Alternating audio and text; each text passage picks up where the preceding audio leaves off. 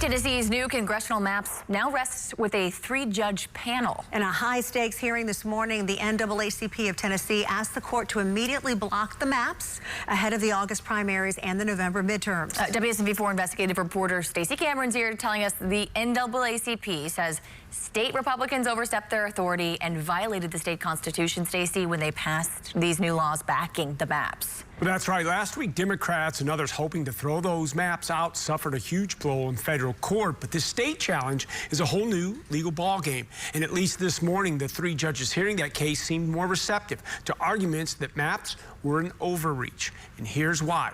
The maps passed by state Republicans just 2 weeks ago eliminated Tennessee's only black majority congressional district. The NAACP and their attorneys who filed the suit say the last-minute changes are already throwing campaigns into chaos, leaving voters unsure where they live, where they vote, and who they're even voting for. One Memphis candidate filed an affidavit saying he now has to scrap months of work after the line shifted mid-race. The lawsuit also claims that lawmakers overstepped in the special session their authority, repealing a 1972 law that barred redistricting outside the normal census cycle. Now, one judge seemed troubled, warning it could open the door to new maps every 2 years. State's attorneys defended the maps, saying election officials can still handle the switch in time, and if the court throws out the maps now, confusion will only get worse. But State Representative Jesse Chisholm, a Memphis Democrat who joined the suit, says Republicans started this and they own that confusion.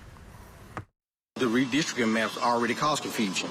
So I think going back to what we already had would take away some of that confusion, because we changed these maps right in the middle of an election cycle. So I think we need to take a step back.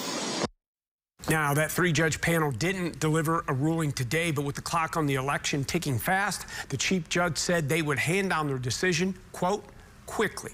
I'll let you know when that happens and what they say. For WSMV4, I'm investigative reporter Stacey Cameron.